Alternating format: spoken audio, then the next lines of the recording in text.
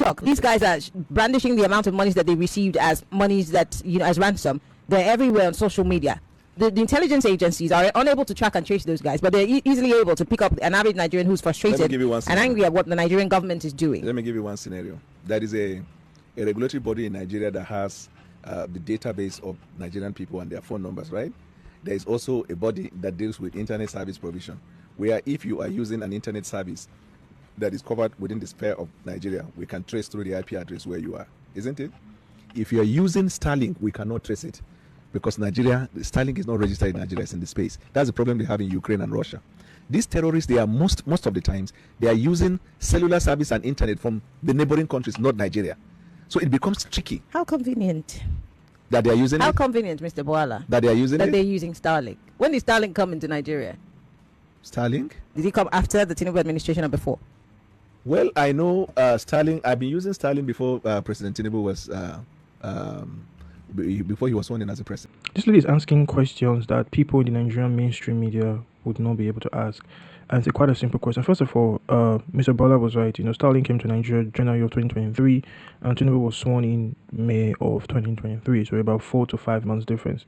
So is it possible that he could be using Starlink before then? Yes. But the truth is, kidnapping and banditry has been ripe in Nigeria, at least well over a decade. So putting all on Starlink, I think, is just misplaced. And number two, he's talking about they using networks from other countries. First of all, there's one thing most Nigerians know. If you travel to the outskirts of Nigeria or the outskirts of your state, network becomes very spotty and very bad. And the question is to Mr. Bwala, how come they are getting internet service hundreds of kilometers into Nigerian territory? The reason why you have poor cell service in the villages is because there are very few masts and they are spaced apart, so network becomes very bad. If you're traveling to the border part of Nigeria, you will barely get any cell reception. But for him to make the claim that they are using internet from probably Niger, Benin, or Chad deep inside Nigerian territory to make and post TikTok videos is literally just a stretch.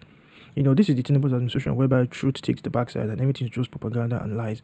Just say the truth. You guys have underinvested in ability to do air surveillance. Bilandi was always terrified of America's ability to surveil, Al-Qaeda activities in the mountains of Afghanistan. In Nigeria, there is no sacred cow, right? We embezzle and we eat every money. Nothing is untouchable. We embezzle money for healthcare, embezzle money for security. There is no sacred cow.